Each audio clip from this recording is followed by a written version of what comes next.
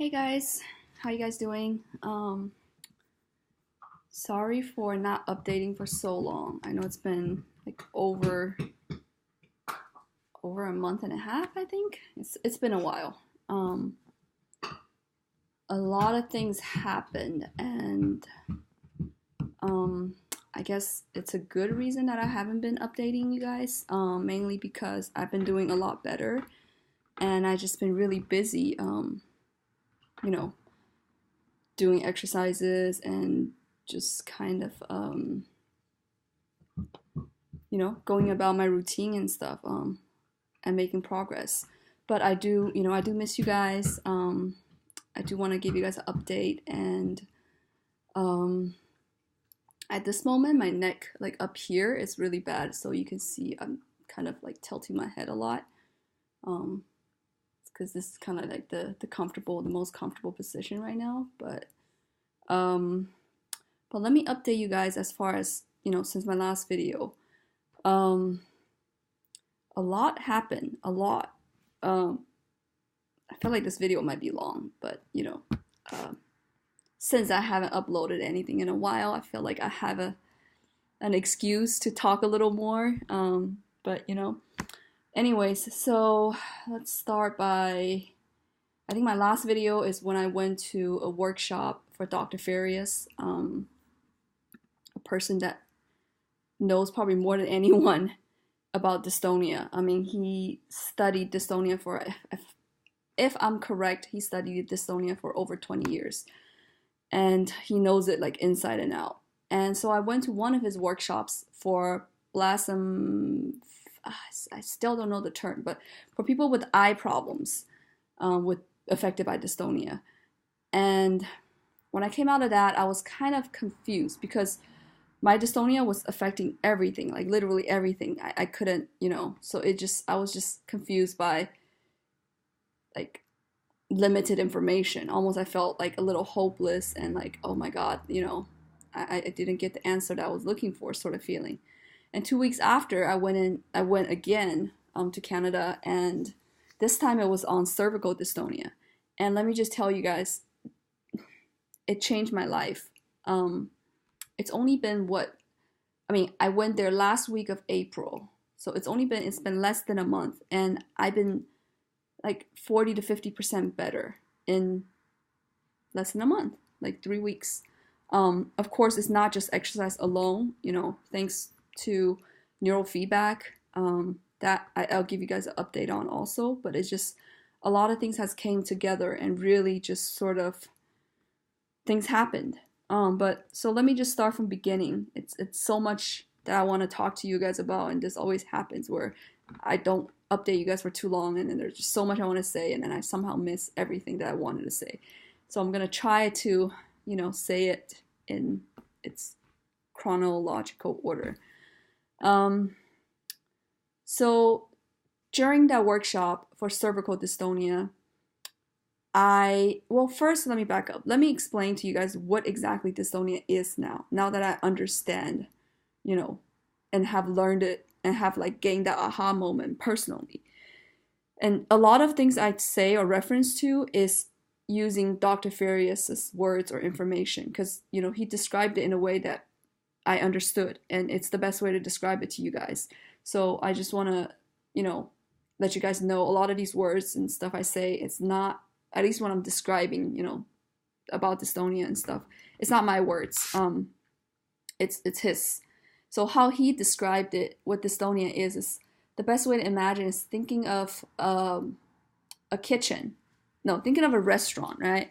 And a restaurant has a kitchen with all the food that's, all the ingredients stocked in the kitchen for, let's say, like there's 200 ingredients, that needs to make everything on the menu. And then in the front of the restaurant, there is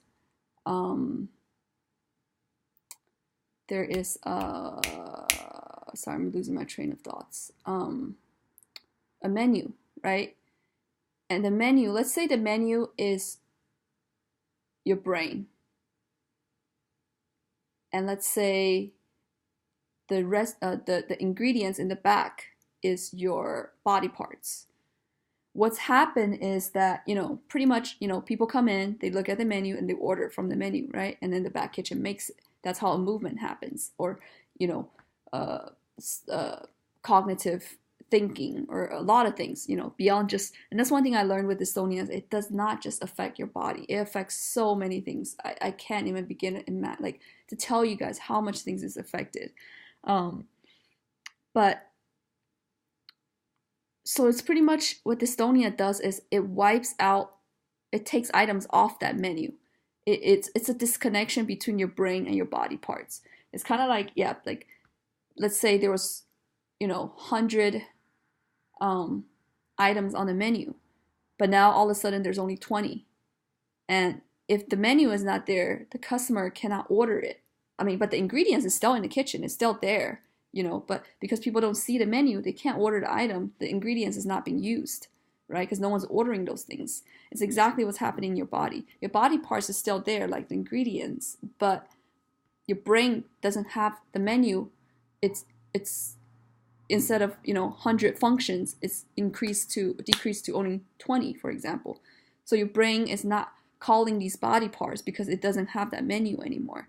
So essentially what you have to do with dystonia is you have to reconnect these neural pathways that are once connected before. So how he described it, the best way to think of it is awareness, connection, and then modulate. So first, what you have to do is you have to first be aware of what's happening to your body. That's the first thing, because what happens when your brain forgets these body parts is you're not aware what your body's doing anymore. You don't know that you're not doing it. You don't know you're not using that body part. It's just it's wiped out, So first you have to be aware. And then once you're aware, I'm not using this, you have to then make connections to that body part. And then once you can connect it, the problem is once you connect that body part, because it hasn't been used for so long, your brain doesn't know how to modulate the movements of that body part. Let's say if I now connect my brain to my arm, but my arm is just going to tremor. It's just going to shake like crazy because it's connecting, but it doesn't know the connection is not strong enough. It doesn't know how to make that actual movement, right? So then at this point, then you have to learn how to modulate. So all these they're all done through exercises. So now let's talk about why, because I have started doing exercises on his online platform, and I've been going to a functional functional neurologist. They're pretty much like a physical therapist, but they're not. They work more on how should I say this? More on neurological functions. So, but for 3 months, I have been doing the exercises Dr. Farias talked about online, and along with the the functional neurologist, but nothing was happening. I wasn't getting any better. I was getting relief from neurofeedback, but it wasn't helping my movements. It wasn't helping a lot of my cognitive issues. And let me just name a few of the cognitive issues. Balance, hearing, processing information. When I read, my brain just wants to blow up. Recall, for example, I could know someone for years. There's no way, absolutely no way I don't know their name. Out of nowhere, I just cannot, and it happens so often, I cannot remember their names. It's just things that I can't recall. Looping thoughts. Just thoughts just constantly repeating over and over and over and over in my head. I used to think I have OCD until I realized that's actually a common sign of dystonia. Yeah, I mean, the list goes on. I don't even know where to begin to describe where to stop. But pretty much, I mean, it's like your brain is a CPU. That CPU is broken. It's gonna affect every single thing about you. It's not just you can't move. So what happened was, once I went to the workshop, by a coincidence, Dr. Farias asked me to do a push-up on the floor, and I was trying to do it, right? And I was telling him hey, I'm strong. I used to go to the gym, I'm athletic. but it didn't help my dystonia, because he was saying like, you need to get stronger. Like, you know, this side of your body is the weak side. You need to get stronger. And I would just keep trying to tell him like, I've been going to the gym. It's not helping. Like, I don't understand what you mean, but I need to get stronger. And eventually it clicked. Because I was like, oh, you don't mean physically stronger. You mean like neurologically stronger. He's like, yes. So when I was doing my push-up, one side of my one arm was going down, but the other arm was stuck. It wasn't going down. So when I would be, but I'm not aware of it, because I'm just completely disconnected from that whole that arm, you know. So he's like, no, that arm needs to go down. As soon as I start trying to lower that arm, my arm was just shaking like crazy. And that was the beginning of me being aware of what was happening. And then another thing was, he told me to do a thing where it's kind of like you go down like this. My head still shakes like crazy, but, and you come up, right? Like, I can do this now, but I could not do it there. But as soon as when I was at the workshop, as soon as he puts his hand on my left back, it became really easy. He's like, yeah, like your left side of your body is the problem. So then I went home with this information, and I was like, okay. And then he gave me a few exercises to do, you know, like, okay, he told me like, you need to work on the bigger parts, like your torso, your spine, your arms and legs first, and your vision. And he said, you know, don't even worry about the necks right now. Like, you know, get the big parts first, and then the neck's going to be straight once other things become okay. So I went home, started doing some of these exercises. And literally after 3, maybe like 4 days of struggling, like wild shaking, my head was going to fall out of my neck. Literally, I was shaking so crazy. And I mean, I can show you guys right now even. So when you put your hands together like this, right? You can already see my hand is shaking. Babies cannot do this because this is crossing hemispheres, crossing the middle line. That means the two sides of your brain has to communicate in order to do this motion. So see what happens once I start putting my hand together. But also see how I was shaking at first like crazy. And then my brain stops. It just gets quiet. See how it's like I'm not doing that anymore? My hands is tremoring. You guys might not be able to see. And I was...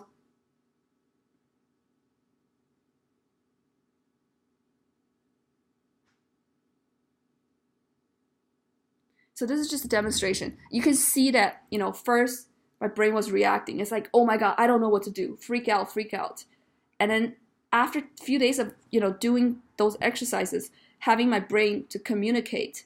At the time, I didn't understand what was happening yet. I just know I need to make my arm go down. So I was just doing exercises, making sure that I was doing push-ups, using both sides of my body instead of compensating with just one side. And I got to a point, and I was doing the neck stuff, and, you know, or like just trying to get my back up and stuff. And first it was crazy shaking for a few days. I couldn't do anything. And one day, out of nowhere, after just wild shaking, my brain just stopped. It just went quiet. And all of a sudden, that movement was so easy to do. Just kind of like what I showed you guys right now when I put my hands together. It was wild shaking. Out of nowhere, it stops. And then it might start, you know, doing shaking again, tremoring again, spasms, whatever. And then it stops again. It was kind of like it's, you know, noise and a silence, noise, silence in my head. And when that happened, things just changed. I mean, once I learned that, I was like, oh, I'm not scared of, you know, the tremors anymore. My brain will learn. Eventually it'll stop. Eventually it learns that there's no reason to freak out. Like, let me just, I don't know, just keep going. So after that, I just kept doing the same exercises. And then like few days after, like now literally every few days, 3 to 4 days, I notice something that I wasn't noticing before. So after like a week, I started to notice I don't open my eyelids at the same time. It's always my right eye opens first, and then my left eye kind of eventually catches up. So then I started doing exercises trying to open my eyes at the same time. That was so difficult.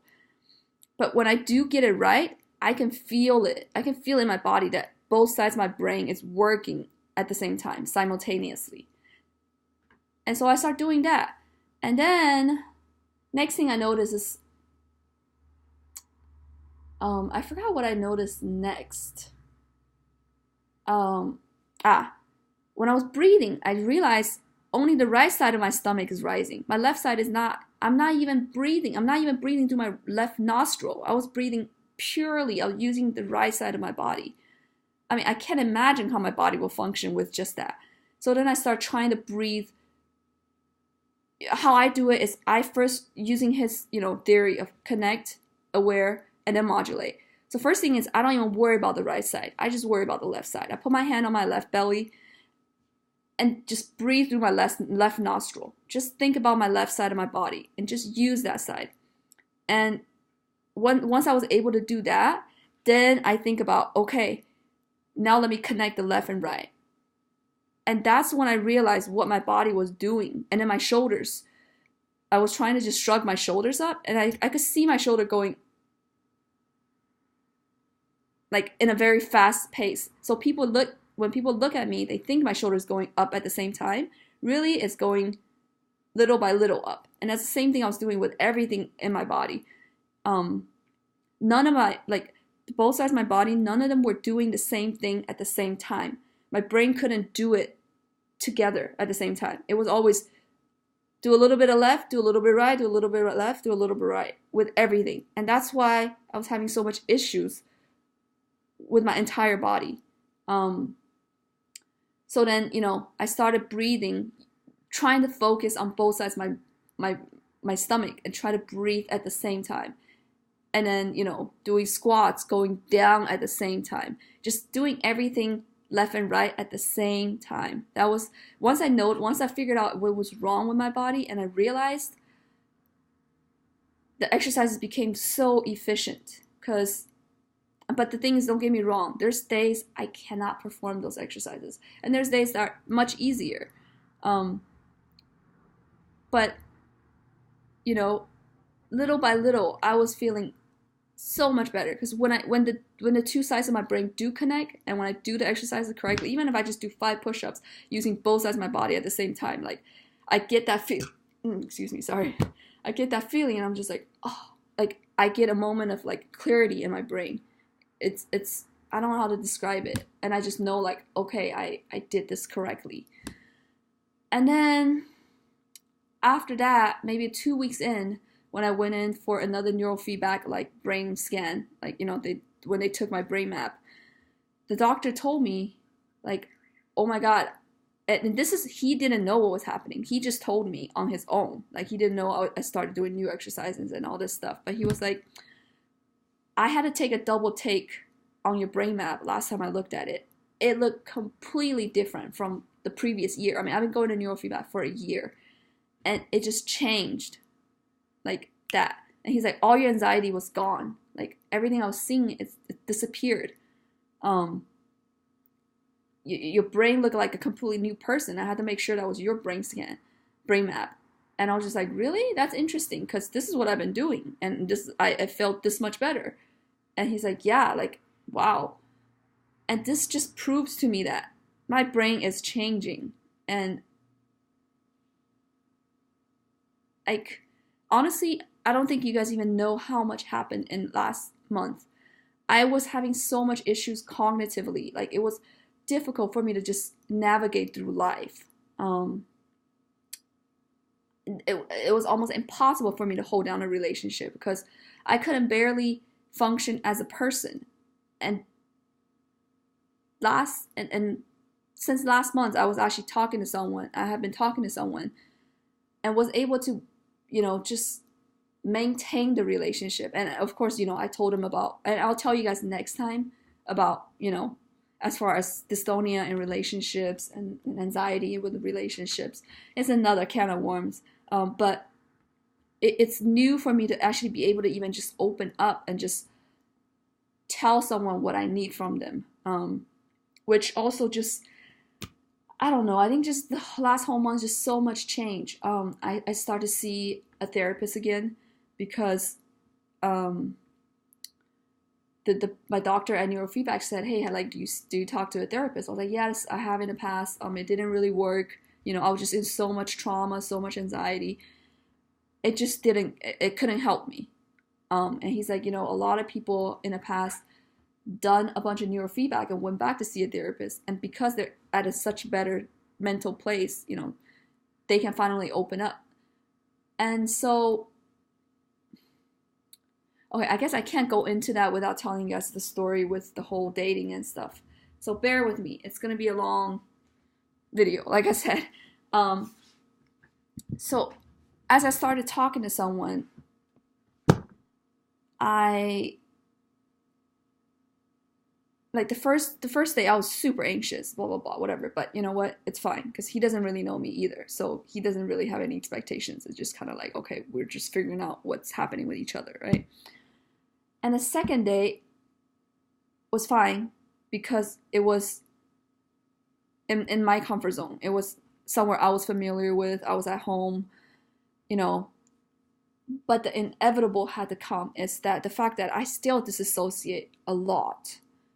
I don't know if I told you guys. At one point, I was just so disassociated because trauma and, I couldn't feel anything for years, actually.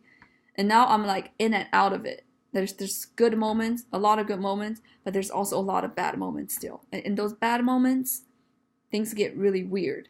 I close down. Like I'm fighting a war in my brain. I'm having many panic attacks that people can't see. I look completely fine sitting there, but just because I'm not gulping for air like most, some people that have panic attacks, I am fighting in my head. And so we went to, so like it was little things leading one to each other. The whole night I was super anxious. I was already acting really awkward. We didn't really barely talk because I was just so shut off. And then we ended up going to a restaurant and we just sat there. I just didn't know I was just feeling so out of it. Like I did not know what to do. And I know he knows that things are weird. It was that it was that bad date and nobody wants to go on. And I try to tell him at the time, like, hey, I know you're feeling weird right now because and I try to tell, because he knows that I have dystonia and anxiety, but I don't think he knew the extent of how it affects me. So I was trying to explain to him, okay, I'm just being really, really anxious right now. Don't worry about how I'm acting, And that night was just horrible, horrible. Like, we drove home without talking. It was just a fucking, sorry for cussing, but it was just a really, really weird night. And I was just like, oh my God. And he even told me, like, honestly, all this is kind of like pushing me away. Like, I don't know what's happening. And so I was thinking, oh my God, I just completely effed this up, right? Like, I blew it. And I was really upset at myself that I was really frustrated and I was angry that it's something so out of my control. It's not even something like I can control how I wanted to act towards him or it's something that comes on its own and I have absolutely no control of, but it affects me so much in every way. So I was just so mad at the situation and I was really sad. And then the next day, I was crying and I was talking to my friend, trying to explain to him what happened, and he's like, okay, what's happening? Tell me the story. And I was having so much trouble. I mean, growing up, I always had trouble telling stories. I didn't know why, and I was trying to tell him what's going on, but I was like skipping here and there, and he's like, Grace, like honestly, you told me the story, but you didn't tell me anything. He's like, you have problem opening up. And I was like, you're right. Like, I know I have problem opening up. I just didn't see it in that kind of light, that even when I try to want to tell someone a story, I can't. I don't know how to be vulnerable. And when I'm vulnerable, I actually start tremoring. like crazy. My body, it's like my brain doesn't want to do it. It's like, oh my God, you're going to get hurt again. I'm not going to go into what kind of trauma I had and, things like that. It's another story of its own. But just say that I have learned that when I opened up or when I trusted people, bad things happened. Horrible things happened. And my brain learned to just run away, hide when I feel anxious or whatsoever. And that left me with a lot of problems, insecurities, trouble opening up. And so then I went back to, I started seeing a therapist again. But this time around, it was much different. I can actually talk about my feelings. So yeah, I don't know where I'm going with this actually. But I guess I was just trying to tell you guys that in the month, this much things happened in a short period of time.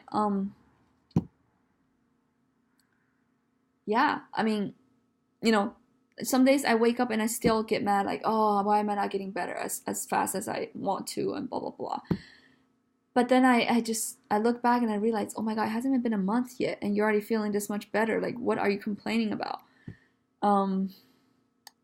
So yeah, I guess that's kind of the update. I'm sure I'm leaving out a lot of things I wanted to say. Oh, and then with neurofeedback, there's a few things I'm doing now. So after I told the doctor what dystonia is, what's happening with me. Oh, and then, okay, well, so I figured out I wasn't using the left side of my body at all. At all. Like, that's a shocking news to me. Actually, I felt like I already told you guys this. Okay, never mind. Sorry. Cognitive processing issues here. Prime example. And with neurofeedback, after the doctor learned what was going on with what dystonia is, he's like, okay, well, let me also make some protocols for your motor strip. I think that will help you.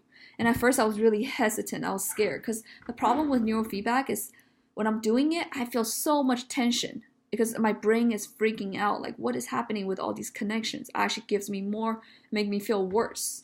But afterwards, I feel better. But I was just so worried, like, oh my God, like, I don't know if I'm messing up more things than helping or what's happening. So then I was like, hey, like, telling the doctor, like, I don't know if I should be doing these protocols, these new, like, motor function protocols along with anxiety. And he's like, Grace, like, I saw so much disconnection with everything in your motor strip. It's not going to hurt anyone to just, all I'm doing is creating more connections between, these pathways. It's not going to hurt you anyway. So I was like, okay, I trust you. So I started doing that, and that made a huge change too. That had a huge contribution to how my brain was freaking out at first when I was doing the exercises, and all of a sudden just hit that stop. Because that's like a few days after I started doing a motor strip training too. And so now we're doing anxiety motor strip together. So I'm actually doing longer neurofeedback sessions now every day.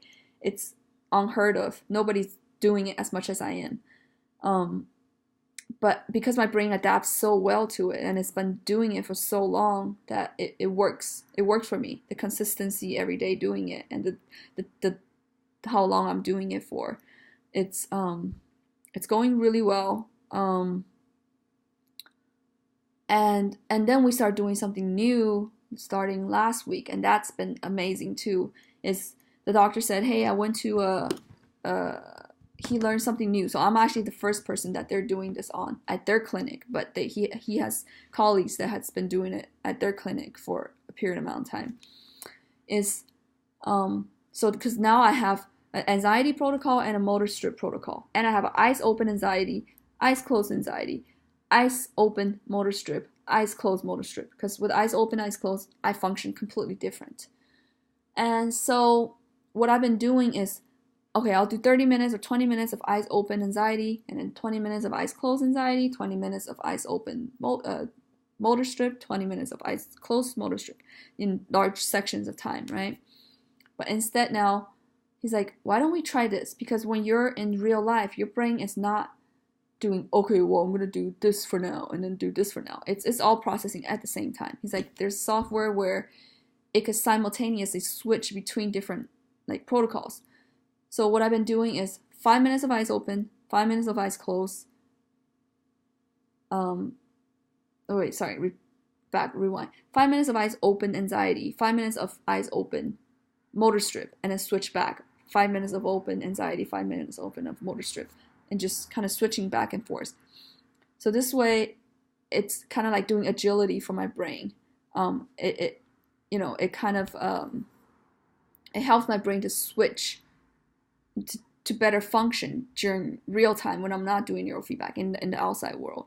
And that has been amazing also. So I guess I'm just really blessed with all these resources that I've been, finding and just sticking to it, having faith, knowing what I'm doing is right,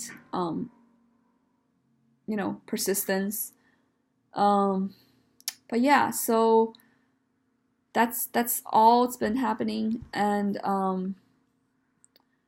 if you guys have any questions, I'm super happy to answer any questions. I don't know, with dystonia, anxiety, neurofeedback, whatever. Yeah, and I started writing my book.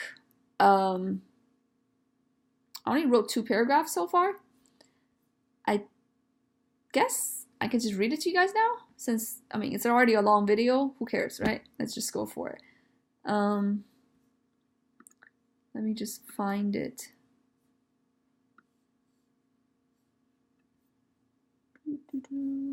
It's only gonna be 2 paragraphs. I promise it won't be super long. But after that, yeah, I hope you guys are doing well. Whatever it is, don't let it bother you. I remember even just a few months ago, I was having so much dark thoughts and not knowing what's going to happen to me, thinking that I'm going to live like this forever. And a few months later, things change. And things always change. Nothing is ever just constant, So I just want to remind you guys that don't give up hope, whatever you're dealing with. There might not be a perfect solution, but there will be some sort of a solution. Things might not be exactly how you want it to be, but you have to learn to work around it and accept that it's not going to be the way you want it exactly. But here's my book. All right. I have thought about writing this book for a very long time now, but each time the thought comes up, I somehow convince myself now it's not the time. I should wait till I figure everything out and write this book with perfect wisdom and advice. But I think the first wisdom of all that I learned is I will never know anything, and there's never that place where everything is finally figured out. So here I am writing this book as we speak, and I'm sure through this process, a lot of my ideas will start to conflict with each other as I evolve each day. But really what I want to do is to explore the human emotions in its rawest form by showing you guys my darkest and most vulnerable thoughts and feelings. And I want to thank this one person, Santiago, for affecting my life so much that I'm finally picking up the pen to write. I want to start out by addressing your concerns. What makes me qualified to talk about wisdom or think I know more than everyone else? First of all, I don't know anything at all, and certainly not more than anyone else. We each own a past we claim to be personal, which affects how our brain perceives thoughts and emotions. And that's kind of the point. However, I have gone through an interesting journey in my life that I'm still going through at this moment. That is having extreme anxiety, which paralyzed me mentally and affected me physically, to finally being the cause of my dystonia symptoms. Sorry, I have to breathe. Now, if you don't know, dystonia is a horrible condition classified as the number 3 movement disorder in the US. The Google definition of dystonia is a movement disorder in which a person's muscle contract uncontrollably. The contraction causes the affected body parts to twist involuntarily, resulting in repetitive movements and abnormal postures. Dystonia can affect one muscle, a muscle group, or the entire body. But in reality, it goes far beyond what's on the surface. Dystonia is a disconnection between your brain and your body parts, but it also affects emotional regulation, cognitive functioning, vision, balance, etc. The list goes on, and I will explain more as it comes up. The simple idea here is that through this journey of self-healing, I encountered emotions that are so buried deep down inside all of us that we tend to tug away and never want to face. The anger, the betrayal, disappointment, heartache, and sometimes ecstatic joy. The losing of something or someone you love that's out of your control. The self-blame that you wish you have done something differently. I hope this book will light up that part of you to examine within yourself and to know that someone out there understands what you're going through, no matter how alone you feel. And yep, that's kind of just the intro of the book. I will continue writing as time goes on. And thanks for watching till now. It's 35 minutes and I'm tired. I'm gonna go to sleep. Again, I hope you guys are doing well. Yep. Good night. Take care.